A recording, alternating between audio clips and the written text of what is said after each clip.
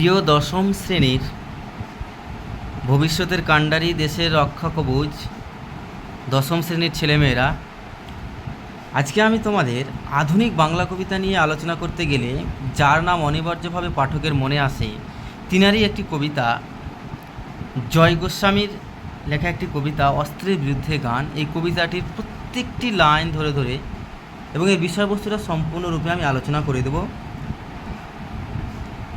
তো তোমরা মন দিয়ে এই ভিডিওটা শুনো। যদি তোমরা এই ভিডিওটাকে মন দিয়ে শোনো তাহলে অবশ্যই পরীক্ষায় এই কবিতা থেকে যে ধরনের কোশ্চেন আসবে না কেন তোমরা অবশ্যই বানিয়ে লিখতে পারবে। তো এই আধুনিক কবি জয় গোস্বামীর এই কবিতাটি 1997 সালে তিনার কাব্যগ্রন্থ পাতার পোশাক কাব্যগ্রন্থ থেকে এই কবিতাটি নেওয়া হয়েছে।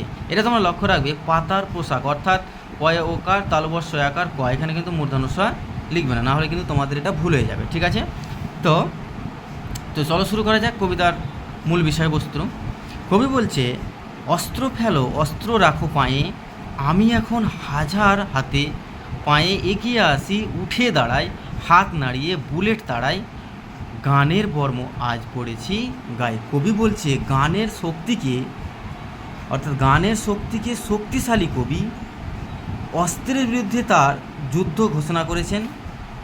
এই গানকে সঙ্গে নিয়ে প্রতিবাদের মিছিলে তিনি সহস্র মানুষের সঙ্গে হেঁটেছেন, অর্থাৎ এগিয়ে যাওয়ার শক্তি খুঁজে পেয়েছেন। গানকে বর্মের মতো ব্যবহার করে তিনি বুলেটকেও প্রতিহত করতে পেরেছেন। কি বললাম, কবি বলল কি যে কবি গানের শক্তিকেই শক্তিশালী কবি অস্ত্রের বিরুদ্ধে কাজে লাগিয়ে বা ঘোষণা করে তিনি গানকেই সঙ্গে নিয়ে এই প্রতিবাদী মিছিলে দাঁড়িয়েছেন। তিনি কি করেছেন, তা তিনার যে শক্তিশালী গান সেটা দিয়ে তিনি কি করেছেন, তিনি বুলেটকেও তিনি কি করেছেন, দমিয়ে দিয়েছেন।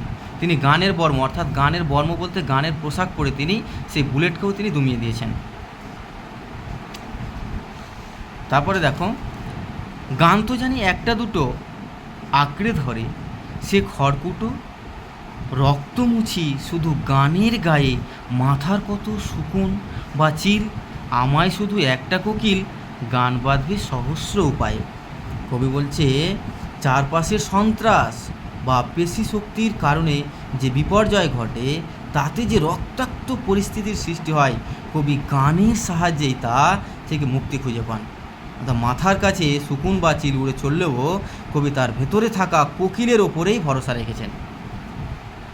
কি বললাম আমি, যে চারপাশে সন্ত্রাস বা পেশি শক্তির কারণে যে বিপর্যয় ঘটে, তাতে যে রক্তাক্ত পরিস্থিতির সৃষ্টি হয়, তাতে কবি গানের সাহায্যেই তা থেকে মুক্তি খুঁজে পান। কবি আবারও বলছেন যে মাথার কাছে যদি শুকুন বা চিল উড়ে চললেও কবি তার ভিতরে থাকা কোকিলের ওপরে ভরসা রেখেছেন। তারপর কবি কি বলছে দেখো, বলছে অস্ত্র রাখো অস্ত্র ফেলো পায়ে, বর্ম খুলে দেখো আদুর গায়ে, গান দাঁড়ালো ঋষি বালক, মাথায় খোঁজা ময়ূর পালক, তোমায় নিয়ে বেড়াবে গান নদীতে দেশ গায়ে, অস্ত্র ফেলো অস্ত্র রাখো গানের দুটি পায়ে। অর্থাৎ কবি বলছে যে ধ্বংসের শক্তি নয় আর সৃজনের শক্তি তার কাছে গুরুত্বপূর্ণ হয়ে উঠেছে। বর্ম খুলে ফেললেই এই গানকেই মনে হয় ঋষি বালকের মতো শান্ত। কবি বলছে কি, যে যদি বর্মটাকে খুলে ফেলে দিই, অর্থাৎ ধ্বংসের শক্তি তো নয় আর সৃজনের শক্তি তার কাছে গুরুত্বপূর্ণ হয়ে উঠেছে। ধ্বংসের যে শক্তি সেটাকে কবি একটু গুরুত্ব দেন না, সৃজনের যে শক্তি তার কাছে কবি মাথা নত করছেন, তাকেই কবি গুরুত্ব দিচ্ছেন। বর্ম খুলে ফেললেই এই গানকে মনে হয় ঋষি বালকের মতো শান্ত। কবি যদি সেই বর্মটাকে খুলে ফেলে দেয় তাহলে কবির কাছে কি মনে হয়েছে, এই গানটা ঋষি বালকের মতো দেবতাদের মতো যেন শান্ত মনে হয়েছে। গান দরিয়ায় ভেসেই পৌঁছে যাওয়া যায় লোক জীবনের মর্মমূলে, গান মানুষকে নিয়েই যায় নদীতে কিংবা গ্রামে। এইভাবে গানের যে ক্ষমতা কবি উপলব্ধি করেছেন, তাকে সঙ্গে নিয়েই তিনি অস্ত্রের বিরুদ্ধে এই প্রতিবাদী হন।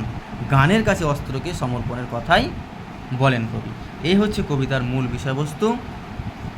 তো এই ধরনের ভিডিওগুলো তোমরা পেতে অবশ্যই আমার চ্যানেলটিকে সাবস্ক্রাইব করে রেখো, এবং তোমাদের কোন অধ্যায় থেকে ভিডিও প্রয়োজন মনে হচ্ছে বা দরকার আছে তোমরা অবশ্যই কমেন্ট করে জানাবে, এবং ভিডিওটা ভালো লাগলে অবশ্যই লাইক করে দিও। ধন্যবাদ।